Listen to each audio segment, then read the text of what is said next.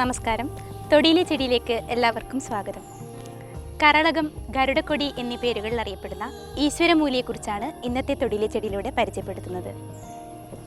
അരിസ്റ്റോളിയേസിയ ഫാമിലിയിൽപ്പെടുന്ന ഈ സസ്യത്തിൻ്റെ ശാസ്ത്രീയ നാമം അരിസ്റ്റോളിയ ഇൻഡിക്ക. പാമ്പിൻ വിഷത്തെ എത്രയും പെട്ടെന്ന് നിർവീര്യമാക്കുന്നതിനാലാണ് ഇതിന് ഗരുഡക്കൊടി, ഗാരുഡി എന്നീ പേരുകൾ ലഭിച്ചത്. സമുദ്രനിരപ്പിൽ നിന്നും ഏകദേശം 600 മീറ്ററോളം ഉയരം വരെയുള്ള പ്രദേശങ്ങളിൽ ഈ സസ്യം കണ്ടുവരുന്നു. നീണ്ട് വള്ളി കണക്കെ മരങ്ങളിൽ ചുറ്റിപ്പിണർന്നാണ് ഇത് വളരുന്നത്. ഇതിൻ്റെ ഇലകൾ ഏകദേശം 6 സെൻറ്റിമീറ്ററോളം നീളത്തിൽ കാണപ്പെടുന്നു. സമാന്തരമായാണ് ഇവ വിന്യസിച്ചിരിക്കുന്നത്. ഇതിൻ്റെ സഹപത്രങ്ങൾ ചെറുതും ആയിരിക്കും. പൂക്കൾ പച്ച കലർന്ന വെളുപ്പ് നിറത്തോടുകൂടി കാണപ്പെടുന്നു. കേസരങ്ങൾ 6 എണ്ണം ഉണ്ടായിരിക്കും. ഇതിൻ്റെ കായകൾ ഉറി പോലെ താഴോട്ട് തൂങ്ങിക്കിടക്കുകയാണ് ഉണ്ടാവുന്നത്. ഇതിൻ്റെ ഓരോ ഫലവും ചുവട്ടിൽ നിന്ന് മുകളിലോട്ട് 6 വാൾവുകളായി പൊട്ടിപ്പോകുന്നു. വിത്തുകൾ പരന്നതും ത്രികോണാകൃതിയുള്ളതും ചിറകുള്ളതുമായിരിക്കും. ഇതിൽ അരിസ്റ്റലോക്കിൻ എന്ന ആൽക്കലോയിഡ്, രഞ്ജക വസ്തുക്കൾ എന്നിവ അടങ്ങിയിരിക്കുന്നു.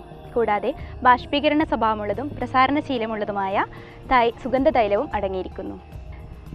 ഇതിലെ ഔഷധപ്രയോഗമായ ഭാഗങ്ങൾ ഇല, വേര് തുടങ്ങിയവയാണ്. കൂടാതെ സമൂലവും ഇത് ഉപയോഗിച്ചു വരുന്നുണ്ട്. ഇത് വിഷഹരത്തിന് പ്രസിദ്ധമായ ഒരു ഔഷധമാണ്. രക്തശുദ്ധിക്കും കുഷ്ഠത്തിനും മറ്റ് ചർമ്മരോഗങ്ങൾക്കും ഇത് ഉപയോഗിച്ച് കാണുന്നു. അതിസാരത്തിനും ജ്വരത്തിനും ഇതിൻ്റെ സ്വരസം ധാരാളമായി ഉപയോഗിച്ച് കാണുന്നുണ്ട്. കഫവാത രോഗങ്ങൾക്ക് ഇത് ഒരു ഉത്തമ ഔഷധമാണ്. മൂത്രളമായും ഇത് ഉപയോഗിച്ച് വരുന്നുണ്ട്. കൂടാതെ ഹൃദയ സംബന്ധമായ രോഗങ്ങളിലും ഉപയോഗിക്കുന്നു. പാമ്പുകടി ഏറ്റാലുടൻ ഈശ്വരമൂലിയുടെ ഇലയെടുത്ത് മുറിവായിൽ ശക്തമായി തിരുമുന്നത് നല്ലതാണ്. അതുപോലെ ഇതിൻ്റെ സ്വരസം കടിയേറ്റ ആൾക്ക് കൊടുക്കുന്നതും കണ്ടുവരാറുണ്ട്. ഇതിൻ്റെ കൂടുതൽ ഔഷധ മൂല്യങ്ങളെക്കുറിച്ച് ഡോക്ടർ CM ശ്രീകൃഷ്ണൻ നമ്മളോട് വിശദീകരിക്കും.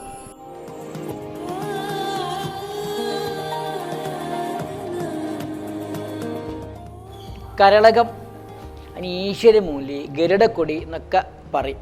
ഇത് ഈ വിഷചികിത്സയിൽ ഉപയോഗിക്കുന്ന അത്ഭുതമായൊരു ഫലസിദ്ധിയുള്ള ഗുണമാണ്. പ്രത്യേകിച്ച് ഈ പാമ്പ് കടിച്ചാൽ ഇതിൻ്റെ ഇലയെടുത്ത് കഷായം വെച്ച് കൊടുക്കുക. ഇത് തന്നെ അരച്ച് പരട്ടാം. അപ്പം തന്നെ ചെറിയ മാത്രയിലൊക്കെ അപ്പം തന്നെ നിൽക്കും. മാത്രമല്ല അകത്തേക്കും ഈ പാമ്പ് കടിച്ചു കഴിഞ്ഞാൽ ഈ ചില ആൾക്കാർക്ക് ഇതിന് തിരിച്ചറിയാം, അത് ഏത് പാമ്പാണ് കടിച്ചതെന്ന് തിരിച്ചറിയാൻ ഒരു ചികിത്സ. ഈ അതിൻ്റെ ഗരുഡക്കൊടിയുടെ ഇല വായിലിട്ട് കഴിഞ്ഞാൽ പിന്നെ യാതൊരു രസവും അറിയില്ല എന്നുണ്ടെങ്കിൽ അത് പാമ്പ് വിഷമുള്ള പാമ്പാണെന്ന് തിരിച്ചറിയാം. അങ്ങനെ ഒരു ചികിത്സയും ഒരു പ്രയോഗം കൂടി ഉണ്ട് വിഷ ചികിത്സയിൽ.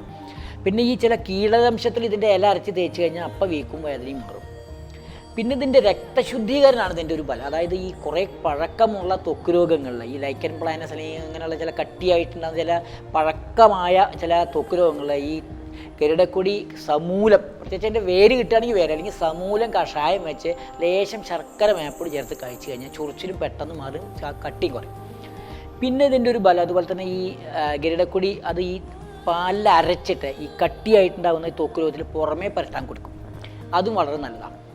പിന്നെ ഈ ദുഷ്ടപീനസം എന്നൊരു രോഗമുണ്ട്. അതായത് ഈ മൂക്കടച്ചിട്ട് കുറേ കാലം ഈ പോളിപ്പൊക്കെ വന്ന് 2-3 പ്രാവശ്യം കട്ട് ചെയ്തിട്ട് പിന്നെയും വളർന്നിട്ട് നല്ല മൂക്കിന്ന് കട്ടവായ ഒലിച്ച മണത്തോട് കൂടിയ രോഗികൾക്ക് ഈ ഗരുഡക്കൊടിയുടെ സ്വരസം എടുത്തിട്ട് നസ്യം ചെയ്താൽ കുറേ കഫം അങ്ങോട്ട് പോയിട്ട് ഒരാഴ്ചയുള്ള അത് ഉണങ്ങും ചെയ്യും.